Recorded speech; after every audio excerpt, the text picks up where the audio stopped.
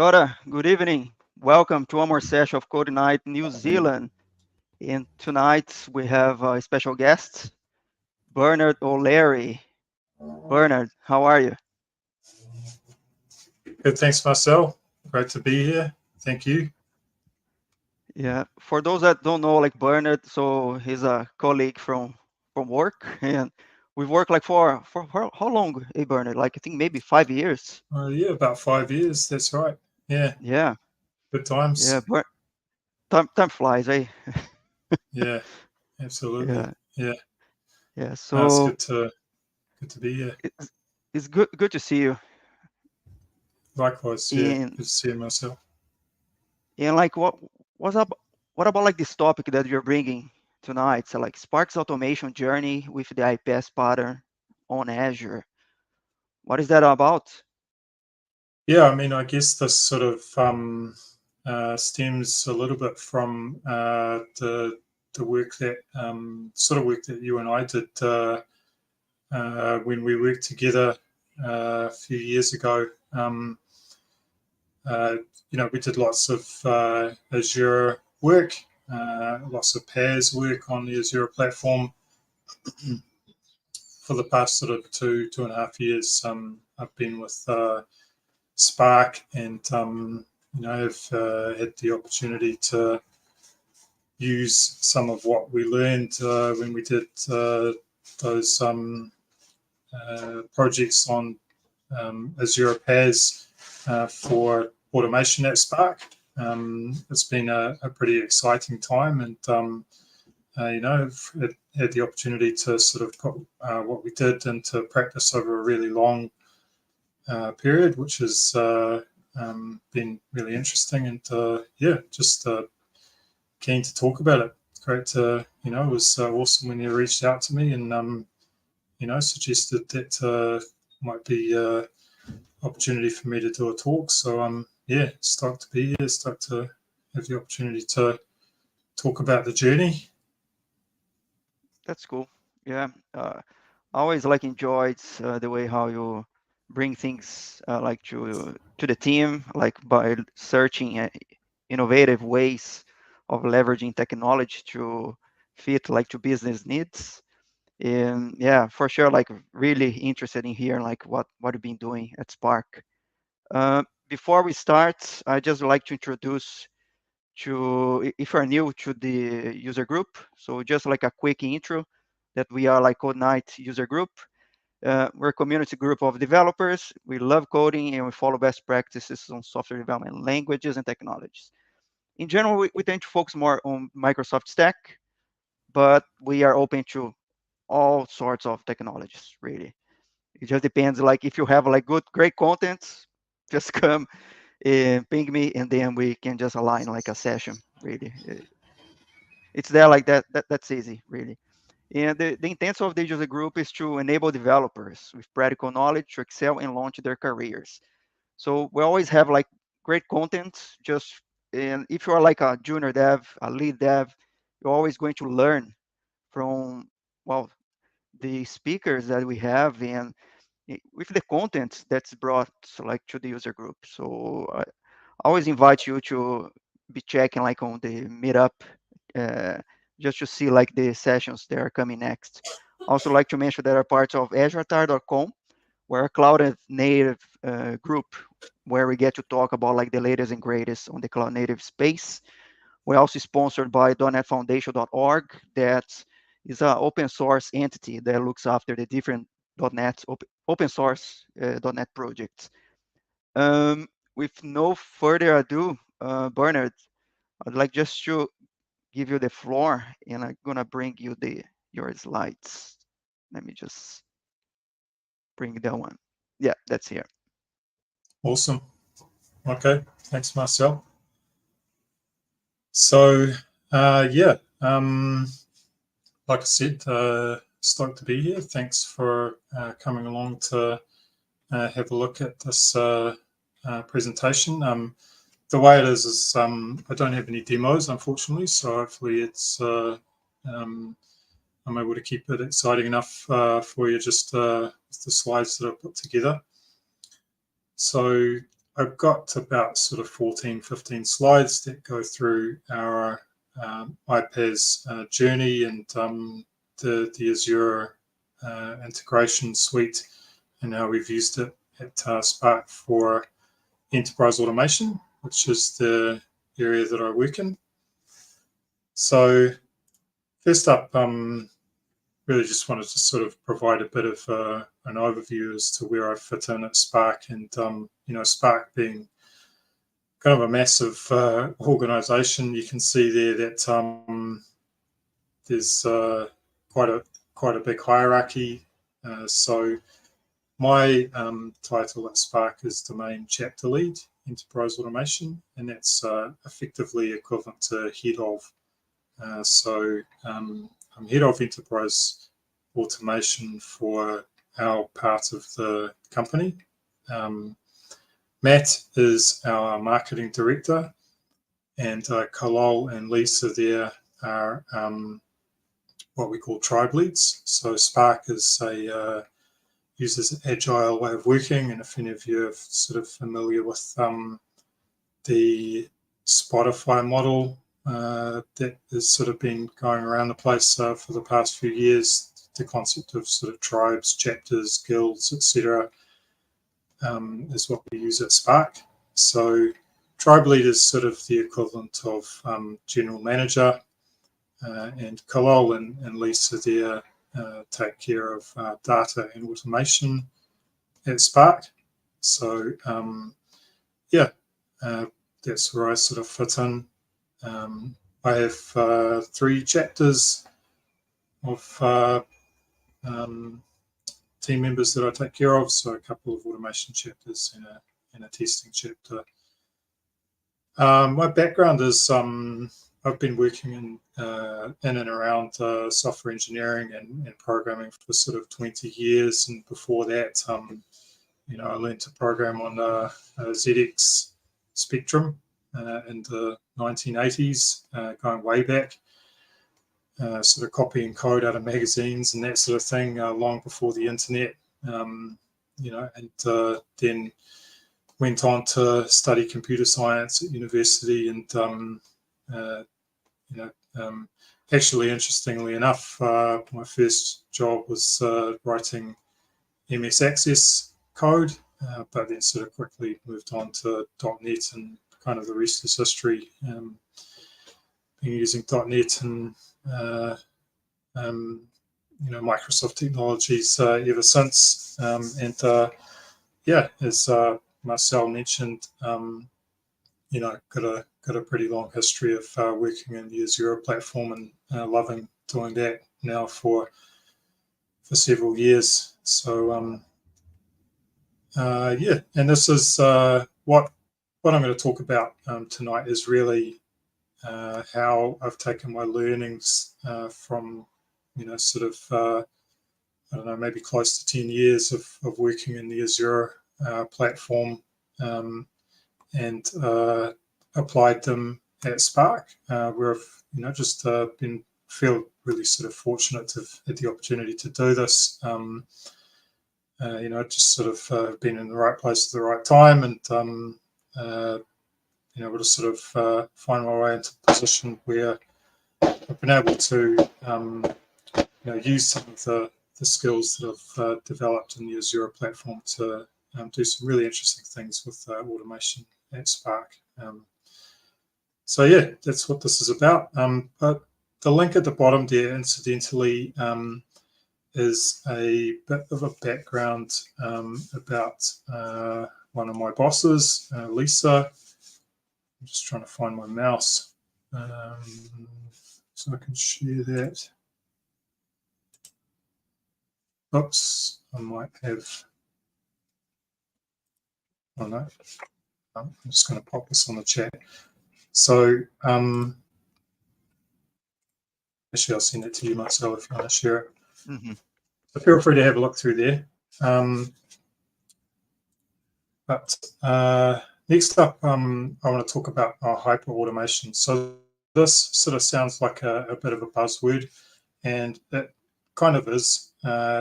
It's was invented by Gartner. So, you know, you can sort of trust Gartner to come up with words like hyperautomation. I do love a Gartner sort of hype words, though. You know, they sort of back their stuff up with good sort of research and that sort of thing. And although this sort of sounds like a bit of a buzzword, and like I say, it is, they do sort of stitch it together quite nicely in terms of these various components, right? So hyperautomation is sort of also known as intelligent automation, and it's really the blend of all these various sort of technology areas that come together and which organizations use, especially sort of large organizations like Spark, to you know, level up their software automation capability and, you know, sort of gain economies of scale and competitive advantage and all that good stuff. So it's just really a way of sort of saying, you know, this is how we use all these things in combination to, you know, to our advantage and in a cohesive way that we can sort of wrap a plan around and that sort of thing. And this is what a couple of people on the previous slide have done, and I've sort of carried forward. So Lisa and Kalal sort of set up the initial sort of set the initial stage for hyperautomation at Spark, and have done that by introducing some really key technologies such as Azure and Dynamics 365 ERP, etc. And also a microservices architecture using Python to sort of you know, stitch together some of the big enterprise software suites that we have at Spark. And in the last sort of couple of years, I've come along and really sort of boosted the way that we use Azure in that area. So what I've done is I've taken the iPaaS pattern there and worked with my team to really sort of go sort of quite all in with that pattern and adopt it. That alongside sort of low code, no code technology, a bit of packaged software and RPA. And I've got an architecture diagram and that sort of thing a little bit later that shows how that all works. So what is iPaaS? The previous slide sort of showed that acronym there. And if you haven't come across that before, that is Integration Platform as a Service. And E is just enterprise. So I'll copy this link out for you and drop that on the chat as well.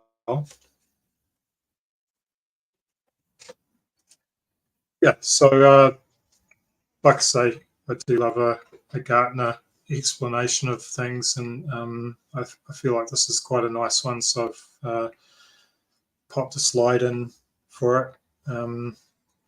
They describe it as a suite of cloud services enabling development, execution, and governance of integration flows connecting any combination of on-premise and cloud-based processes, services, applications, and data within individual or across multiple organizations. So a bit of a mouthful, but kind of makes sense when you think about that previous slide and all of those various sort of bits and pieces, how they sort of combine together to set up hyperautomation, also known as intelligent automation at an organization.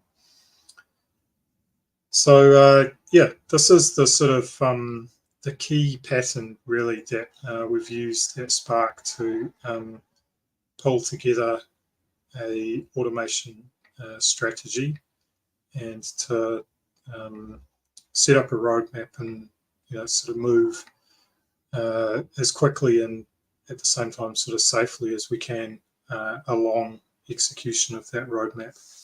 So probably see this acronym turn up a few times over the next few slides, and I'll explain where it fits in along the way.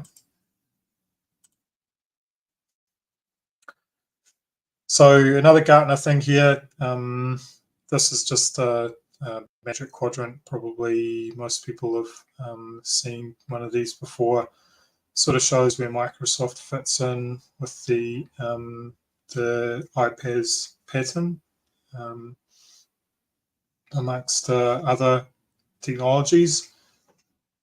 Microsoft have moved quite quickly up this Magic Quadrant, and the iPaaS stack for Azure is really made up of Logic Apps, Azure Data Factory, API Manager, Service Bus, and just those sort of core platform as a service tools. And importantly, the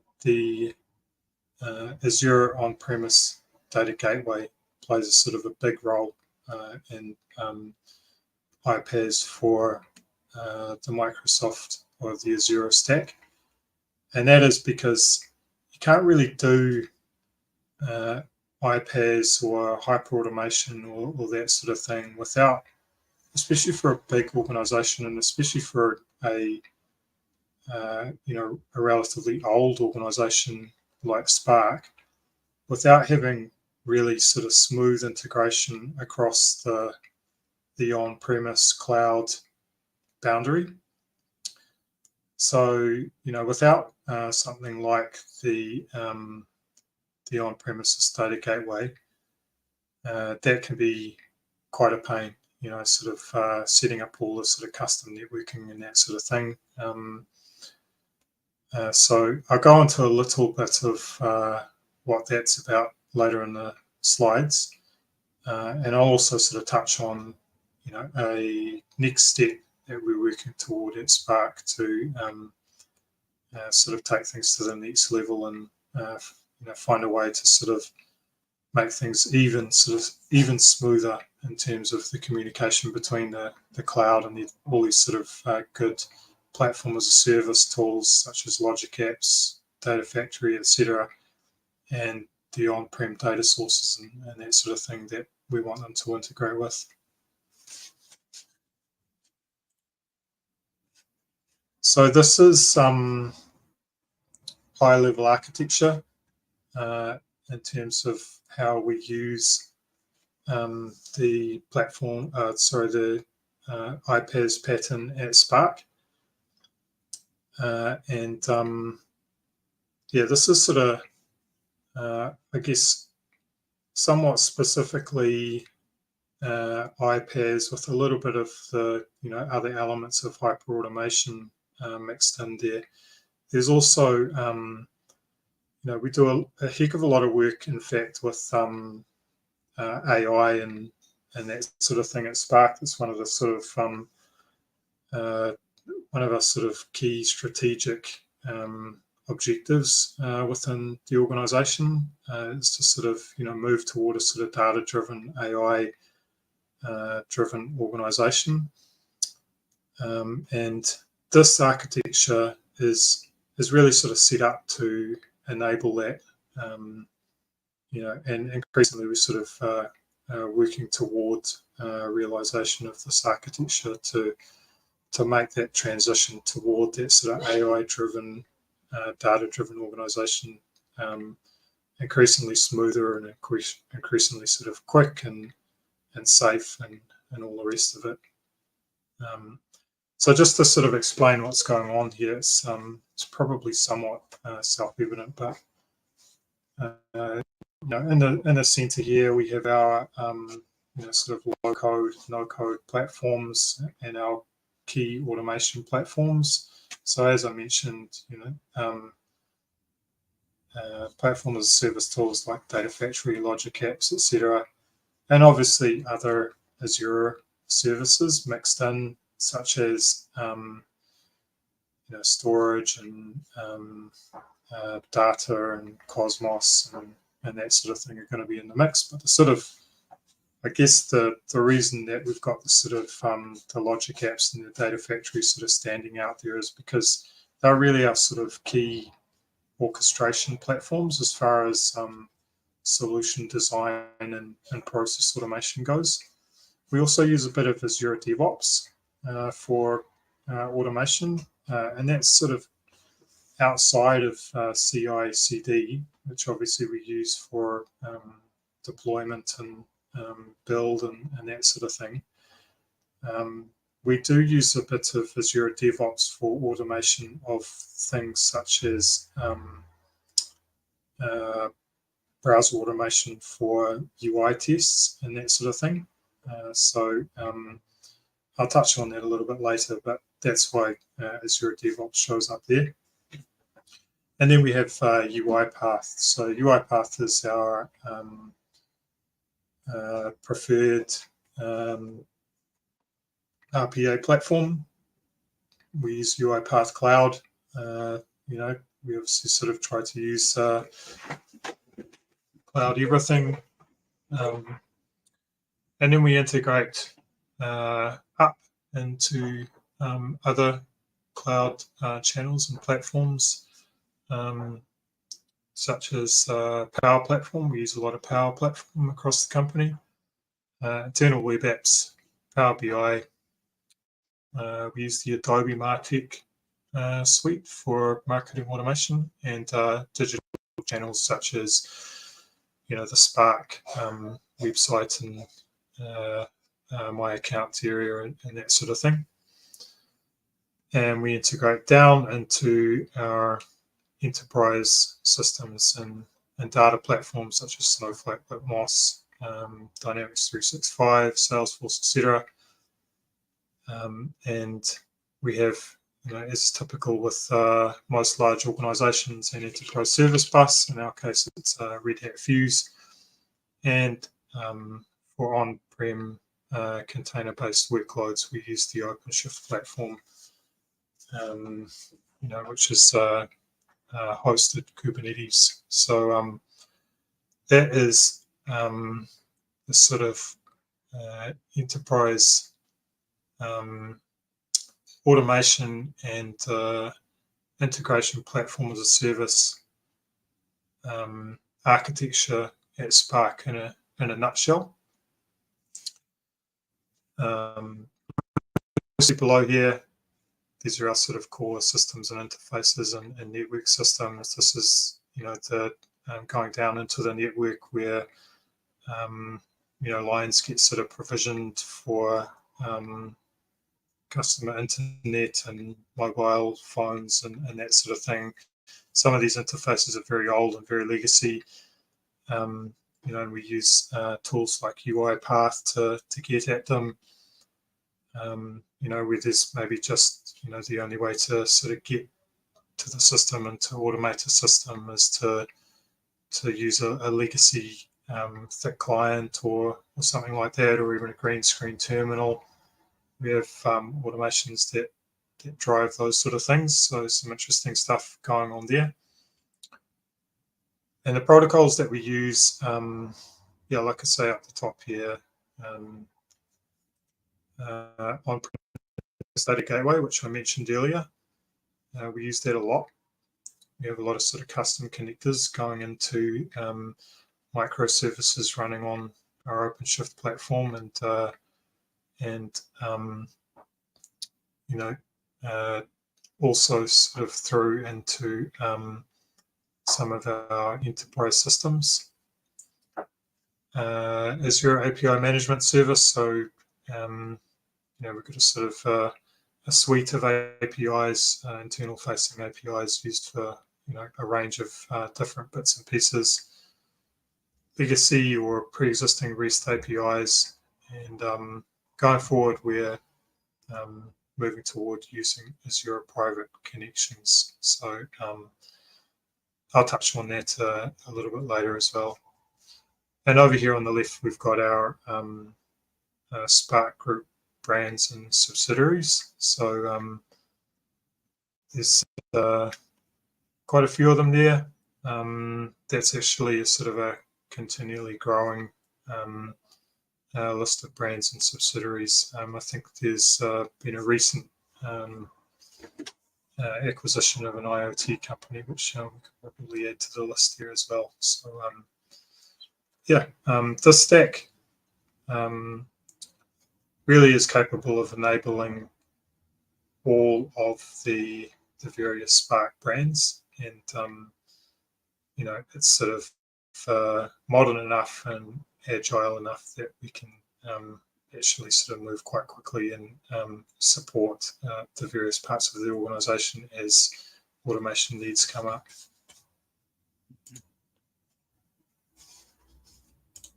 So in terms of benefits, basically, alignment to the iPaaS design pattern is a really nice sort of way to go. If you're thinking about things from an architecture perspective, it's always good to align to an industry recognized sort of best practice pattern. It just means that when you go to explain things to senior management or security people or anyone who sort of is curious about what's going on with your architecture, you can say, yep, we've done things this way, and that's aligned to this best practice, which is recognized by Gartner and other different sort of organizations, including Deloitte, sort of down the bottom there. And I'll just copy and paste this link as well for you to take a look. What a nice explanation of how his pattern works from an architecture perspective. So also, it's consistent, it's scalable, it's flexible. We use the Azure Cloud Platform as a Service, iPaaS Cloud, and Python right at the core of what we're doing.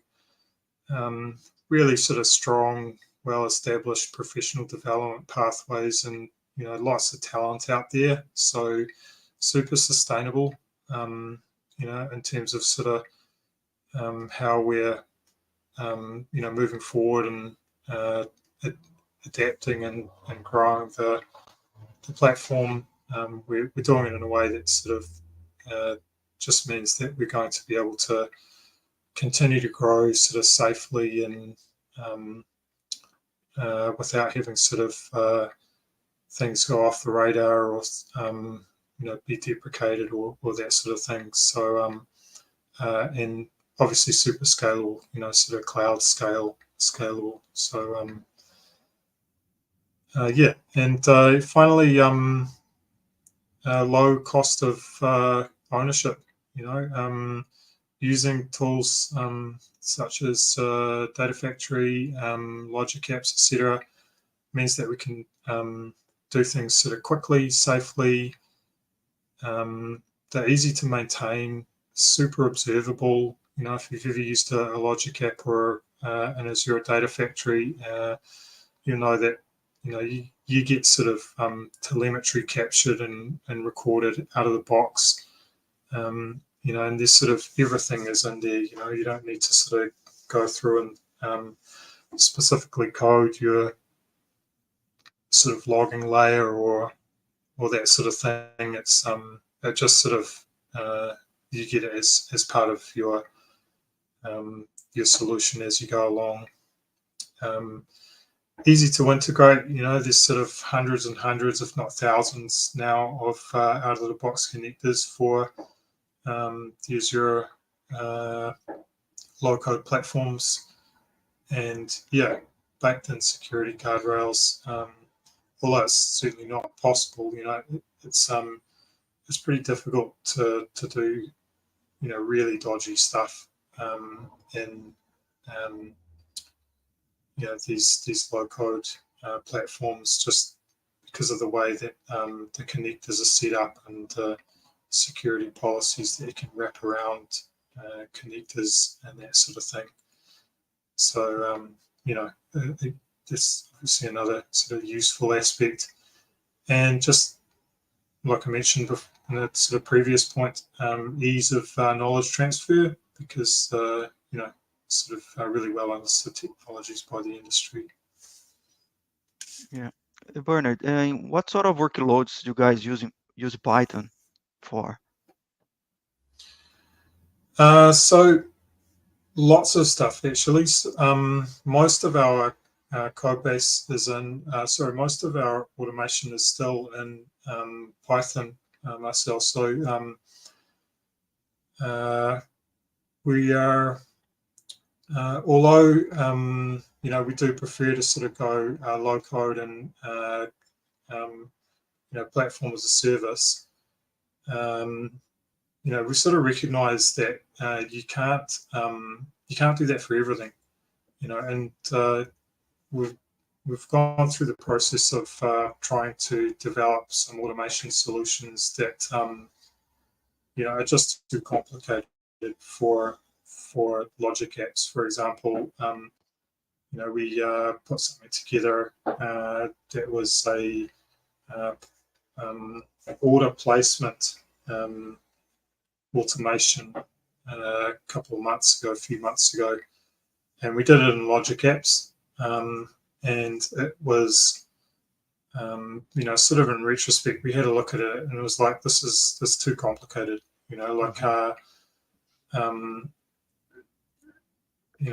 we by that stage we'd kind of done it and completed it, but looking back was kind of like, well, it would have been better to use Python for that. That's probably one of those cases where it's kind of a lesson learned, and that doesn't happen too often. But the decision-making process is, when we look at a business problem, we say, what is the can this be solved using Azure PaaS? When we take a close look at it, we see how complex it is, and if it's sort of beyond a certain point, going to be sort of too complex, then we say this has to be Python. It's just going to be inefficient and sort of too cumbersome to try to do it using a logic app or a data factory or something like that. So we probably got twice as many Python-based automation solutions as we do PaaS-centric, but a lot of the time we end up with hybrid, so Yeah. Something that's sort of orchestrated in the cloud using a logic app or a data factory or something like that, but is driving sort of microservices on-prem in our OpenShift cluster. So okay. yeah, and that's why the the sort of Azure Data Gateway is so important for us, because we've got a lot of that happening. In fact, most of our solutions are kind of like that. So you basically well, I didn't see on the previous slides any functions. So I'm assuming that using OpenShift on-prem for any sort of custom Yeah, codes or any sort of script. that's right. Yeah, All because right. generally it's kind of like, well, yeah, we're sort of getting to the point now though that it is we probably will start using functions, either functions or containers running in container instances in the cloud. Yeah. But yeah, like at this stage, mostly it's if we're running Python code, Python-based workloads tend to running in our OpenShift cluster on-prem, and we'll just sort of orchestrate them from the cloud. Yeah, makes sense. So yeah, that sort of follows on quite nicely to this first point. So the on-premise data gateway, some of the challenges that we've had is, you know, OAuth is it doesn't really flow through the on-premise data gateway too well. You're not able to pass the authorization header, funnily enough, through the data gateway. So you get kind of stuck there. There are ways to around that. So you can pass the bearer token in the HTTP request body, or you can wrap, your OAuth protected API on premise as a microservice, and that's pretty much exactly what I was mentioning just before. So programmer fear of missing out, and I've felt this myself, when you sort of don't get to program for a while and you're sort of spending a lot of your time building logic apps or data factories or that sort of thing, you start to feel like your skills are going to atrophy. I've felt this a few times through my career. I still program somewhat regularly, on and off. I'm certainly still reviewing PRs pretty regularly. Yeah, this is something that I have sort of struggled with with the team. Just to sort of help the team understand. Even the best programmers, you sort of need to look at things sort of from an outcomes perspective, and good programming, I believe, is still mostly about design. Once you know how to program, you know how to program well. You can design good solutions and take into account decisions about where code is needed and where you can sort of get away without having to write code, better than someone who's not a programmer by a long shot. So still an incredibly valuable skill, and I don't think it atrophies that easily. Just sort of speaking from experience, you can come back to programming, and you can sort of pick it up, especially if you've done it, for a decent amount of time previously without too much trouble. So yeah, that is a sort of an ongoing concern for me. Just sort of keeping the team sort of excited about sort of this approach that we're using, and sort of focused on how the benefit that we're sort of adding for the business, and sort of developing new skills, but in a way that perhaps not everyone thought was how the direction that they were going to be developing. Mm-hmm. And then lastly, deployment is often a challenge. So when you got logic apps, data factories, and that sort of thing, to find is more a sort of not procedural, and they can sort of shift about as you change things and rearrange themselves. It can be quite difficult to do stuff like CI/CD. So yeah, that has been a challenge from an automation perspective. And again, this is something that we're just still working through and trying to find the best solution for.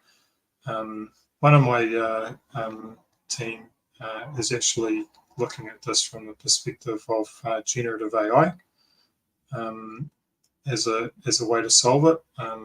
I can't tell you exactly what the details are there because I can't explain it myself, but yeah, sort of an interesting potential solution to this problem, waiting in the wings perhaps. So just got a couple of slides here about the on-premises data gateway, which again, as I mentioned, is kind of core and central to this iPaaS architecture. It is what gives you the ability to create these cloud orchestrated hybrid solutions, where maybe you've got some more sort of complex code running in microservices on premise, written in Python and perhaps orchestrated from the cloud on Logic Apps or Data Factory, etc. The data gateway is how you get the communication going between these services. In terms of pros, it's easy to set up. Protocols are well understood and very secure. Loads of out-of-the-box connectors for the services that you can hook up through these on-premise data gateways, and thinking back to Logic Apps, etc. And it is relatively easy to set up custom connectors. So if you've got a custom API that your microservice on-premise is running, you can pretty easily sort of walk through the process of setting up a custom connector through to that from Azure. Cons, custom connectors can't be used with standard tier Logic Apps, which is a bit of a gotcha. So if you want to sort of go from the default sort of consumption tier Logic App to a standard tier Logic App, you're kind of out of luck with your custom connectors that you've developed, which is a bit of a pain. When you sort of finally say, okay, I think we're ready to move to standard tier Logic Apps. We've got, we're getting a bit of a head of steam up here, and then you find our custom connectors aren't going to work. It's like, it's a pain, Yeah. So that's one of the things that we're sort of grappling with at the moment. Also, if you don't get your data gateway is really easy to set up, but if you don't get it properly sort of authorized by your network security team, depending on whether you've got one or not, but if you're a large organization, you will. It can look like some sort of attack. So you just need to be careful and make sure that sort of people are aware of what you're doing. Mm-hmm. Like I mentioned, the authorization header, that this has been a bugbear of ours for a while now. I don't know why the on-premise data gateway still won't pass that through. This might have changed, with recent editions of the gateway, but certainly up until a few months ago, it still wasn't able to sort of pass that through. And it doesn't work for Azure Data Factory, unfortunately. So you can't hook up your Data Factory to the on-premise data gateway and call stuff on-prem. Yeah. What you can do, did you want to add No, something there, Marcelo? I'm just keen to see like workarounds. Yeah. Yeah. Okay, that's what's next. Yeah. What's next is Azure private links. So this is sort of where we're heading toward at Spark, and private links basically, it's kind of the best of both worlds, I guess. Your data factory can go through the private link and your Logic app. Your Logic app does need to be a standard Logic app. But that's fine. If you're at that stage in this sort of technology evolution, then you should be using standard Logic apps. And like I mentioned, we're sort of just sort of crossing that boundary right now. Really, it's from a pro's perspective, private link is a simplified architecture. It just means that you don't need to develop those custom connectors. You can go straight to your on-prem resources and your platform as a service instance, whether it's Logic Apps, Data Factory, etc. For all intents and purposes, looks as though it's an on-prem resource. It's a sort of direct network connectivity. It is, however, more complicated from a network engineering perspective because it requires specific setup of virtual network and sort of messing about with firewalls potentially, and perhaps messing about with your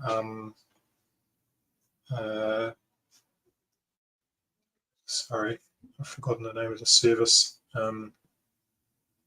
But the big sort of data link service, which is your Office, I can't remember what it's called. But yeah, it's a bit more challenging from that perspective. So it sort of requires this cross-functional engagement. And each time you want a new private link set up, you have to go through that. It does get a little bit easier each time, and I think the first time is the most difficult. But yeah, it's those are some cons. Like I say, we're sort of crossing this bridge at the moment, and once we're sort of into it, we'll sort of reach a point of critical mass, and then probably move most of our integrations across to private link. Yeah. So I'm assuming that you guys have like a Azure landing zone defined, right? And express routes configured from brand Express VA. route, yeah, that's what I was trying to think of. Yeah, no, Ah, we've got right. all of Yeah. that. Yeah, Ah, yeah, okay. Yeah, then it makes um, sense. Yeah. Yeah. yeah. But But yeah, there's a lot of network it's still difficult. Yeah, settings and exactly. Yeah, configuration, right? Yeah, that's to right. consider. Yeah, Yeah. and we're like I say, big company like Spark, you can't help but be a bit siloed. It's like you try to break the silos, but there's just massive teams, and it's like um, to get this sort of cross-functional collaboration going is it's really comes down to sort of who um, just being able to sort of get that communication going. But yeah, Spark is a cool company. Everyone's sort of super helpful. Just got to sort of you know like know the right people, and be friendly, and stuff happens. So Everywhere. yeah, everywhere, Yeah, exactly. Yeah, that's how it is. correct. So cool. Yeah, just on to the last couple of slides. So like this is sort of going back to that point about the sort of programmer FOMO. And like I say, I've felt this. And I remember sort of even way back at university. Like I think the programming industry in some ways, is super competitive, and there can be a little bit of sort of insecurity about sort of what's deemed to be real programming, and what's when you're just a script kiddie, or when you're sort of when you're a real programmer or not, and that sort of thing. And I'm sort of well past being susceptible to that type of thing nowadays. My imposter syndrome as a developer is still there, but I kind of just don't care about it that much anymore. But it's real, and I have been affected by it over the years, on and off, and probably at some stage I will be again. But yeah, I think this link at the top is quite a neat link. I think that's kind of an important message. Don't let anyone tell you that you're not a real programmer. If you're programming, you're a programmer, and that goes for assembler, C, C++, C Sharp, Python, and Logic apps. You're still developing code. Um, you're still, regardless of what tool you're using, you're generating code. Uh, and when you think about especially things like lambda functions, and that sort of thing, they come quite close to the type of code that you see in Logic apps. That's more sort of declarative rather than procedural, and you're really just sort of saying to your programming language, here's some fairly basic information. Figure out how to do what you're going to do yourself. You're not telling, with the Lambda expression, you're not telling your programming language how to do stuff. You don't care about how it's going to do stuff. You're just saying this is a result I want. I want this mapping done, or this selection done, or whatever it is. And it's actually, it's very similar to Logic apps, and the sort of code that's generated, that sort of declarative code that's generated when you're programming a Logic app. I just sort of thought I'd mention that, just sort of touching on what I said earlier. I really think that programming is, once you've really sort of cracked it as a programmer and you've sort of got past that stage of, tediousness of just figuring it, just sort of push through that barrier and realize, okay, programming is really fun. It's not something that's doing my head in anymore. I'm enjoying it. I'm getting a good kick out of it. And, you're accomplished as a programmer, and you've had that buzz, and you've really sort of understood it and experienced it. Then, I think the most important thing at that stage is just that mindset and that sort of the focus on the outcome, and even for new programmers, like I see, especially at Spark, we have really good sort of internship and grad programs at Spark, which is really neat. And some of our grads are coming through and get them sort of working on a Logic app, and they just love it. Or a data factory. They're sort of, I can see that they're getting the same kick out of it that I got out of writing C code or C# code when I first started programming. It's that same sort of creative buzz that you just sort of keeps you wanting to program and keeps you sort of enjoying that practice. So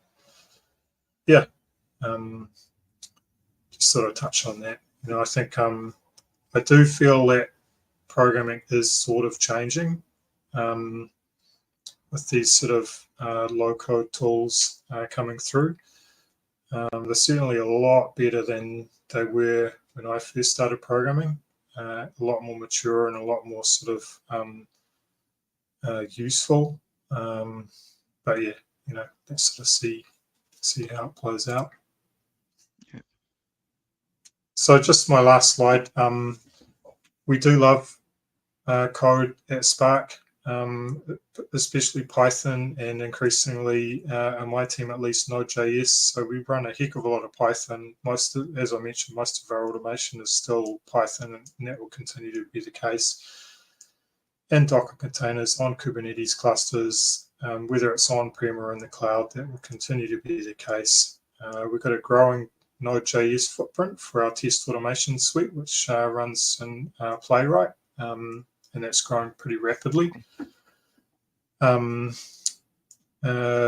use tools like Python and Node.js where appropriate, but we try to make use of these low-code tools where it gives us advantage.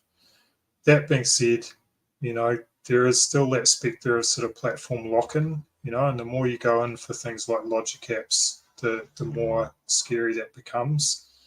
One of the interesting features of Logic apps, though, is that they will run on Docker containers. So worst case scenario, if Azure falls over tomorrow, you can, in principle at least, and I haven't proven this myself, run them in your Docker container in your on-prem Kubernetes cluster. So this is something that I want to try. Yeah, and finally, yeah, I think the benefits of Gen AI are real, and especially with the sort of time saving and the code generation capability that we're seeing with tools like GitHub Copilot. It's kind of one of these yet to be seen type moments where it's like, well, we're seeing some really interesting benefits out of these low code platforms, but how relevant are they going to be if so much of your code can now just be generated anyway? Like a lot of the programmers that I work with are saying, well, when I'm writing a Python script, I hardly need to actually write any code. It's like so much of it is just sort of tab, tab, tab, tab, and the Copilot sort of fills in all of the Yeah. code for you and predicts what you're going to do, and you just got to sort of change a few sort of variables here and there and that sort of thing. So yeah, let's sort of see how that plays out. Um, Kind of interesting times.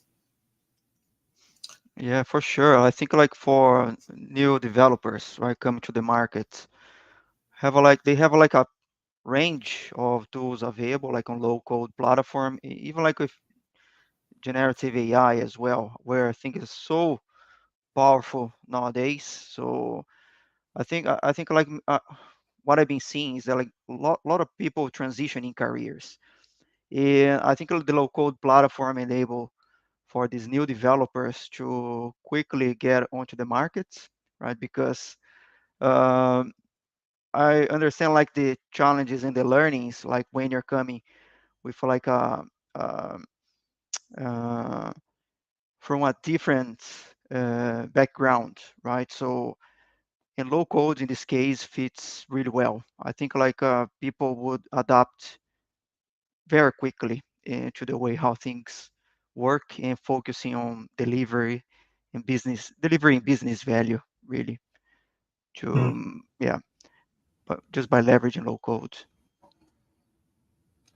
Yeah, no, it's interesting, right? There's sort of like there's the low code platforms coming into play and really sort of showing really strong maturity and starting to sort of truly be able to compete with uh, what you might call a sort of traditional programming language Mhm. for the capability and that sort of thing. But then you've also got um, yeah, tools like Copilot and generative AI come in, and it's I think it's an interesting time, to be a programmer.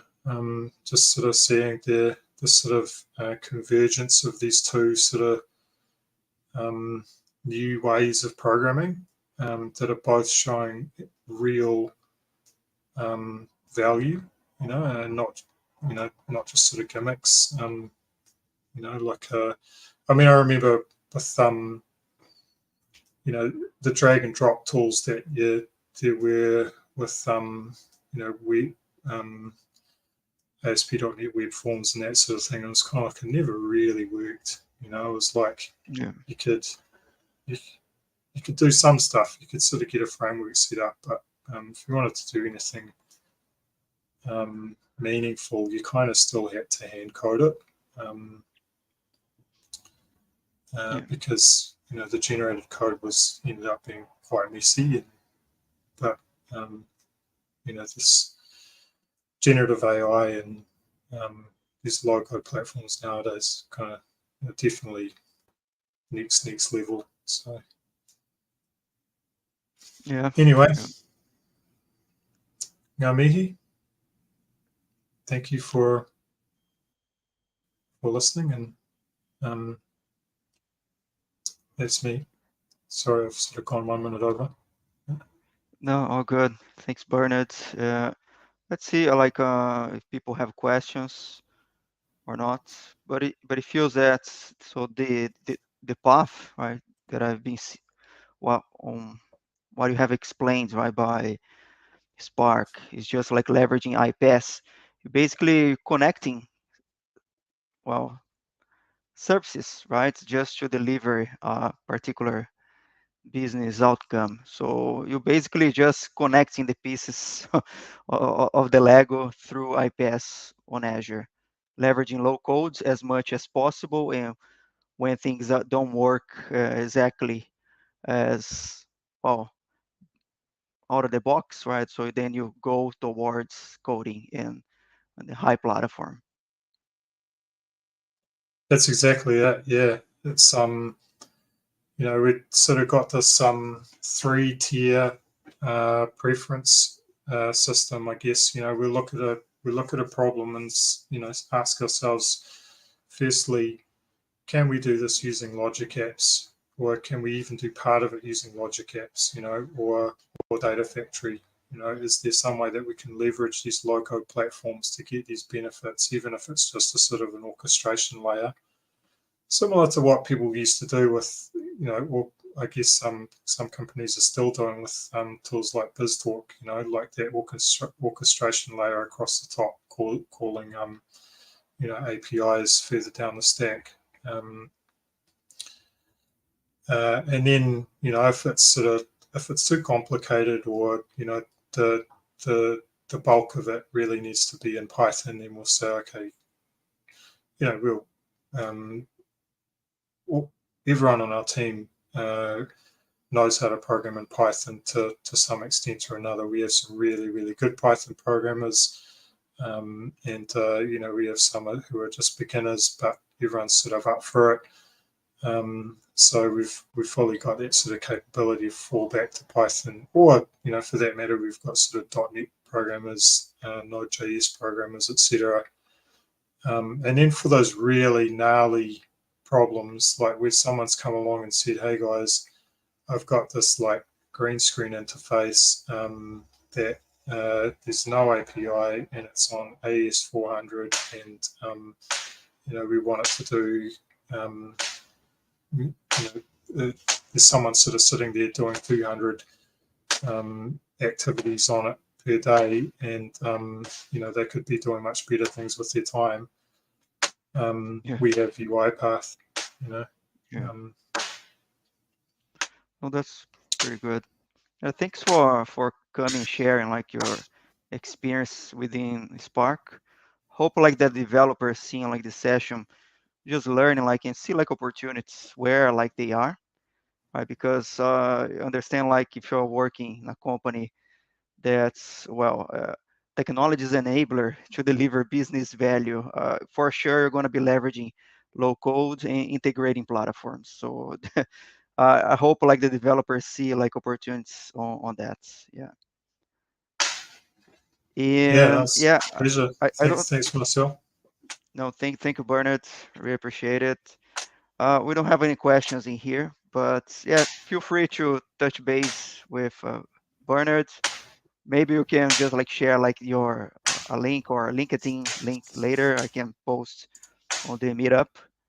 And otherwise, yeah, just get in touch with me like on user group or on LinkedIn, and we get to talk again on next session. Well, probably is gonna happen next month, 3 to 4 weeks as usual, and then yeah, we'll well we catch you up like next. So thank you. See you next. Thanks, Marcel. Thanks, everyone. See ya.